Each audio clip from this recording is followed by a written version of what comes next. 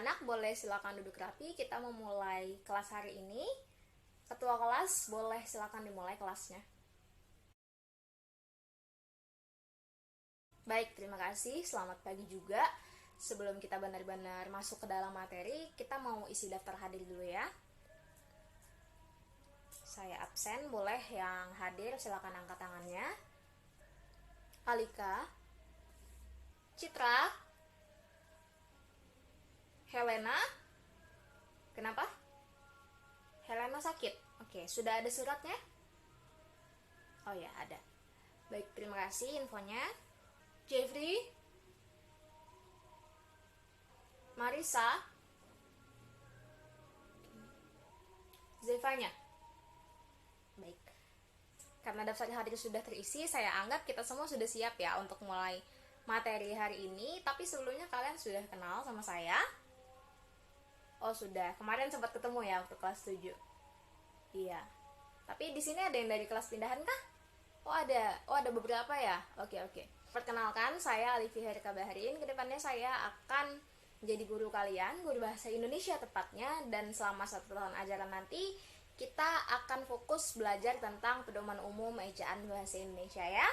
Harapan dari saya sih, semoga setelah kalian belajar tentang pedoman umum ejaan bahasa Indonesia ini atau PUEB, kalian boleh paham aturan penggunaan bahasa Indonesia yang benar itu seperti apa, kemudian perbedaan-perbedaan antara bahasa yang baku, bahasa yang tidak, aturan-aturannya, dan lain sebagainya. Semoga setelah itu kalian boleh hatam lah istilahnya ya. Jadi kan akan nyaman juga ke depannya bagi kalian untuk menduduki jenjang yang lebih tinggi, SMA, kuliah, itu akan sangat berguna PUEB ini. Baik, karena ini baru pertemuan pertama dan tadi baru perkenalan juga, saya rasa kita nggak perlu belajar yang terlalu susah-susah juga. Jangan sampai otak kalian mengepul baru pertemuan pertama. Jadi pada hari ini saya akan sampaikan pengantarnya saja dulu tentang apa yang akan kita pelajari setahun ke depan. Kemudian tentang sejarah singkat PUEB ini bagaimana sampai bisa terbentuk, apa aja yang ada sebelumnya. Setelah itu baru nanti di akhir kita bakal main game sedikit. Jadi semoga kalian boleh nikmati ya kelas kita hari ini.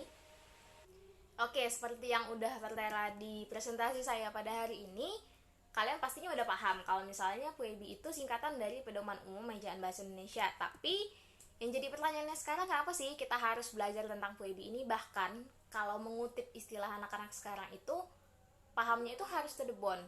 Jadi artinya pahamnya tuh bener-bener paham gitu. Sama kayak kalian kan yang cinta sama pacar kalian, terus cintanya tuh bener-bener sampai ke tulang gitu. Kalian pokoknya seluruh jiwa raga kalian tuh mencintai dia gitu loh. Sama kayak PUEB ini, kita juga harus seluruh jiwa raga kita tuh paham karena kita orang Indonesia, kita warga negara Indonesia ya. Oke, di sini ada kutipan dari salah satu sastrawan terkenal Indonesia, Pramudia Anantatur ya. Misalnya kalian penasaran seberapa berpengaruhnya sih Pramudia ini di dunia sastra Indonesia, bahkan bagi bangsa Indonesia sendiri, kalian boleh banget cari-cari di Google. Banyak banget pasti artikelnya yang bertebaran dan kalian boleh baca di situ. Jadi kutipannya, tanpa mempelajari bahasanya sendiri pun orang takkan mengenal bangsanya sendiri. Dari sini pun kita tahu bahwa ternyata untuk bisa kenal sama bangsa kita sendiri itu pertama-tama kita harus belajar bahasa kita. Maka dari itu saya putuskan untuk setahun ke depan kita akan fokus ke PUEB ini. Selanjutnya penting untuk kita tahu yang benar. Jadi makanya saya mau kita fokus untuk belajar PUEB ini selama 1 tahun ke depan karena bahasa terus berkembang gitu. Kalau misalnya yang familiar di kalian itu kan zaman sekarang contohnya kayak nongki. Nah kalau misalnya dulu itu yang familiar itu kayak ada kopdar, tongko, dan lain sebagainya. Jadi dari situ aja kita bisa lihat seberapa jauh bahasa ini boleh berkembang. Kemudian bahasa juga selalu digunakan. Contohnya saya berkata-kata dengan kalian ini kan pakai bahasa. Kalian juga berkomunikasi satu sama lain pasti pakai bahasa gitu kan. Nggak ada yang komunikasinya tuh pakai tatapan mata gitu.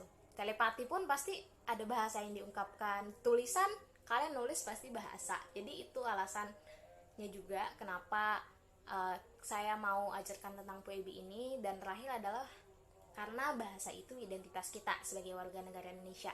Kalau misalnya sebagai identitas berarti memang harus benar-benar dipahami dong ya, supaya kalian benar-benar bisa menjadikan bahasa itu sebagai bagian dari diri kalian. Makanya Menurut saya penting sekali untuk paham WIB ini untuk tahu mana yang benar. Jadi materi yang akan kita pelajari selama 1 tahun ajaran nanti ada sejarah singkat ejaan bahasa Indonesia yang akan saya bahas dalam pertemuan kita hari ini. Kemudian ada jenis-jenis huruf, karena saya tahu dan saya paham bahwa kalian familiarnya ya huruf aja gitu. Ada abjad dan paling dibagi menjadi konsonan sama vokal aja gitu. Tapi sebenarnya huruf tuh ada banyak juga jenisnya gitu. Yang bakal kita pelajari nanti itu ada huruf diftong, kemudian ada huruf cluster. Nah, kalian tahu nggak istilah ini? Nggak tahu ya? Oke, nanti akan kita pelajari. Intinya cluenya adalah diftong itu gabungan huruf vokal dan cluster itu gabungan huruf konsonan. Kemudian ada juga aturan penggunaan huruf kapital, miring, dan tebal. Setelah itu kita bakal belajar juga tentang jenis-jenis kata dan aturan penggunaannya. Lalu ada tentang aturan penulisan angka dan bilangan, serta aturan pemakaian tanda baca, tanda titik, tanda koma, tanda seru, dan lain sebagainya. Ada banyak sekali. Jadi makanya kalau misalnya dilihat mungkin ngapain sih 1 tahun belajar WIB, tapi ternyata di sini kita bisa lihat ya kalau ada banyak sekali hal yang dipelajari, bahkan dalam 1 tahun mungkin kalian nggak cukup buat nguasain itu.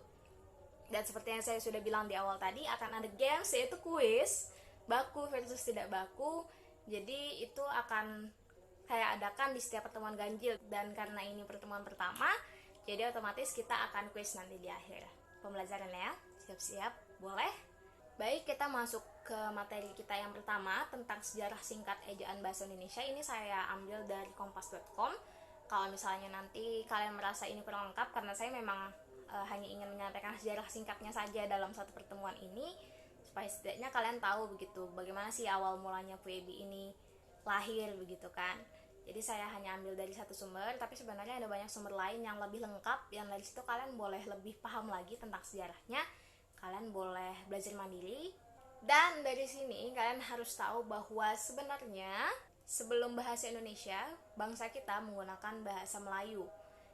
Namun bahasa Indonesia ini baru digunakan, baru dibentuk, baru terjadi itu sejak 1928, tepatnya di Sumpah Pemuda. Ayo, di sini ada yang masih hafal nggak sama Sumpah Pemuda?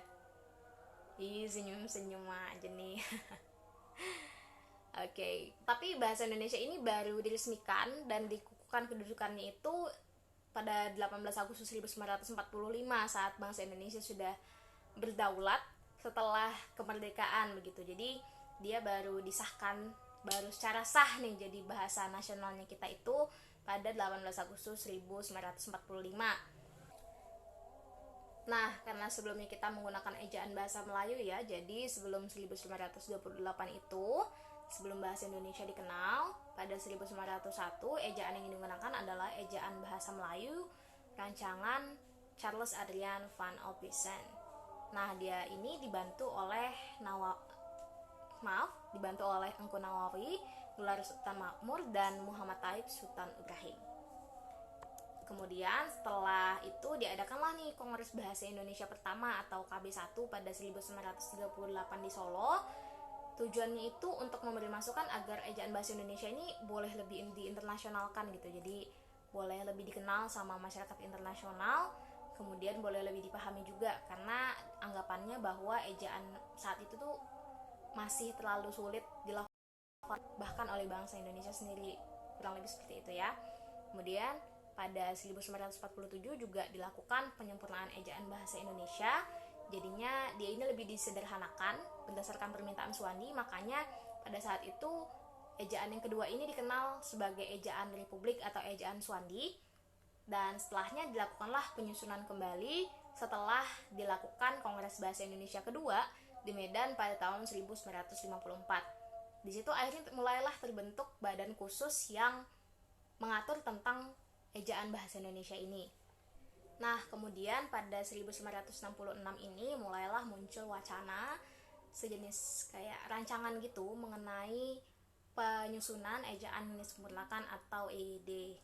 Ini terakhir dipakai itu kalau nggak salah di KTSP 2006, karena kurikulum 2013, kurikulum yang kalian pakai sekarang itu sudah pakai EBI, makanya yang saya ajarkan itu EBI bukan EYD gitu ya. Jadi kita pakai yang paling baru begitu. Penanda dari dibentuknya ejaan yang disempurnakan ini adalah terbentuknya Panitia Ejaan Bahasa Indonesia Departemen Pendidikan dan Kebudayaan atau yang sekarang kita kenal sebagai Departemen Pendidikan dan Kebudayaan, gitu ya. Lalu rancangan peraturan ini mulai dipakai pada tahun 1967 dengan melibatkan Malaysia melalui komite bersama. Kenapa Malaysia ini bisa terlibat? Karena sebelumnya kan bangsa Indonesia gunakan bahasa Melayu gitu kan. Jadi otomatis karena Malaysia juga gunakan bahasa Melayu, kayak merasa kayaknya bagus nih kalau misalnya ejaannya disamakan. Tapi ternyata pada akhirnya keduanya sama-sama sepakat kalau ejaan mereka dibedakan saja begitu. Karena ya kita sudah gunakan bahasa Indonesia dan mereka masih gunakan bahasa Melayu begitu. Apalagi dari sejarahnya itu kita tuh banyak terpengaruh sama Belanda, sedangkan mereka banyak terpengaruh sama Inggris kan. Akhirnya ejaan yang disempurnakan ini pun di Indonesia diresmikan pada tahun 1972 dan terbitlah pada tahun 1988 itu Pedoman Umum Ejaan yang disempurnakan edisi pertama, dan pada tahun 2000 itu terbit edisi keduanya berdasarkan Peraturan Menteri Pendidikan Nasional. Untuk ejaan bahasa Indonesia sendiri itu baru mulai muncul pada tahun 2016 karena sebagai pembaharuan dari Badan Pengembangan dan Kebudayaan Indonesia, yang sebenarnya kalau misalnya kita lihat antara EBI dan EYD itu tidak terlalu jauh berbeda, hanya saja di EBI ini ada beberapa hal yang lebih diupdate, lebih baru begitu, lebih sesuai dengan perkembangan zaman.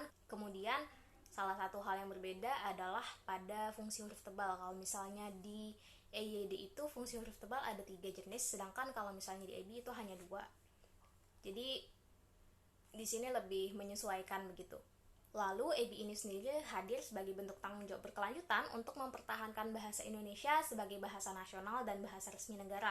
Karena kalau misalnya zaman sekarang itu kan kita banyak sekali istilah-istilah baru begitu yang muncul di ejaan bahasa Indonesia. Yang ejaan bahasa Indonesia sendiri ini dalam proses penerbitannya itu turut juga menerbitkan Kamus Besar Bahasa Indonesia edisi kelima. Jadi makin banyak hal yang diperbarui dari bahasa Indonesia karena banyak sekali istilah asing yang mulai masuk ke negara kita. Contohnya kayak yang kalian sudah punya sekarang ya, itu gadget. Padanannya itu sudah ada dalam KBBI, yaitu gawai. Kemudian selfie juga sudah ada padanannya, jadi swafoto.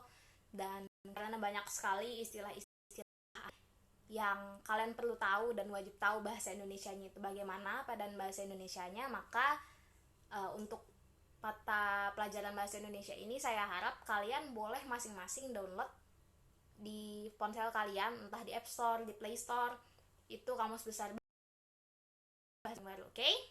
Jadi dari situ kalian bisa lebih memperkaya kosakata kalian lagi. Kira-kira ada nggak sih kosakata yang kalian nggak pernah tahu ada sebelumnya tapi ternyata ada gitu di KBBI. Dan akhirnya kita tiba di saat yang kalian tunggu-tunggu, saatnya kuis baku versus tidak baku.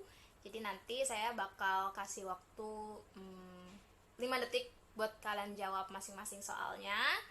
Kira-kira mana yang lebih baku di antara dua kata ini. Oke, kita mulai dari kata pertama. Mana yang baku? Silahkan atau silakan. 5, 4, 3, 2, 1. Jadi yang benar adalah silakan. Karena silahkan itu bahkan sama sekali nggak ada di KBBI ya anak-anak. Jadi sekarang biasakan untuk berbicara menggunakan kata itu ucapkan silakan, jangan silahkan, oke? Kita lanjut ke soal yang kedua. Nah, ini lumayan viral sih kemarin ya di sosial media, jadi kayaknya bakal gampang sih. Antara sekadar atau sekedar, yang baku adalah 5, 4, 3, 2, 1. Yang baku adalah sekadar. Jadi sebenarnya sekadar itu ada sih di KBBI, tapi lebih bagus kalau misalnya kalian langsung membiasakan diri untuk menggunakan kata sekadar mulai sekarang ya. Jadi biar lebih baku dan lebih benar begitu. Oke, selanjutnya mulai susah nih. Kira-kira menurut kalian praktek atau praktik? 5, 4, 3, 2, 1. Dan yang benar adalah, yang baku adalah praktik. Wih, siapa tadi yang benar tuh jawabnya? Oh, Citra. Oke, mantap.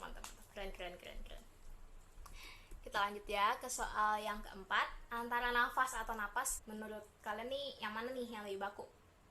5, 4, jangan terkecoh. 3, 2, 1. Yang baku adalah napas. Nah, siapa nih di sini di antara kalian yang masih bilang pakai F? Salah ya, yang benar itu napas. Kalau lebih bakunya, sebenarnya kalian nggak apa-apa sih kalau misalnya mau pakai yang nafas juga nggak apa-apa, tapi ya kita kan sebagai bangsa Indonesia harusnya menggunakan yang benar ya enggak. Oke, soal yang terakhir, antara coklat atau coklat. Walaupun sama-sama enak dan kalian mungkin banyak yang suka, tapi di antara dua kata ini ada yang lebih benar. 5, 4, 3, 2, 1. Yang benar adalah coklat. Sebenarnya saya juga biasanya nyebut langsung coklat gitu ya, karena lebih praktis gitu. Tapi yang penting kalian masing-masing harus tahu aja sih penulisannya yang benar itu adalah coklat, pakai E, oke? Dan saya rasa cukup sekian materi kita pada hari ini. Jadi hari ini udah cukup banyak ya rasanya pengantar yang boleh kita pelajari, mulai dari sejarahnya tadi ada ejaan Melayu, kemudian sampai ke ejaan Republik atau ejaan Swandi, setelah itu EYD, sampai akhirnya kita sekarang belajar EBI. Kemudian ada juga ternyata kita tahu bahwa Indonesia dulu hampir berkolaborasi nih sama Malaysia, padahal di sekarang ini kurang tahu ya apakah kalian tahu atau enggak, tapi di zaman saya masih SMP dulu sih Indonesia sama Malaysia itu sering bersih tegang gitu berkait kebudayaan, bahasa dan lain sebagainya. Terus kita juga sama-sama tahu bahwa ternyata yang benar itu ada silakan, ada sekadar, apalagi tadi? Ya, ada praktik, ada napas, sama ada coklat. Oke. Selanjutnya ada pertanyaan kah dari kalian? Oke, mungkin karena masih pengantar kali ya, jadi masih pengen eksplor lebih lagi. Jadi minggu depan kita akan mulai belajar tentang jenis-jenis huruf. Kalian boleh cari dulu materinya, jadi bisa kita review pas awal kita mau mulai kelas. Setelah itu selanjutnya baru kita masuk ke materinya nanti. Dan jikalau tidak ada pertanyaan, saya rasa sudah cukup sekian. Terima kasih banyak karena anak-anakku di sini sekalian rupanya sangat antusias sekali untuk mengikuti pelajaran hari ini. Tadi kalian kuisnya lumayan seru sih. Kemudian untuk teman kalian yang sakit jangan lupa dikabari materi hari ini tadi apa aja, kemudian boleh juga diajarkan sama dia supaya dia juga kebagian gitu loh ilmu yang udah kita dapat hari ini. Dan setelahnya saya rasa cukup sekian. Terima kasih atas partisipasi kalian hari ini. Kita jumpa lagi minggu depan. Selamat siang.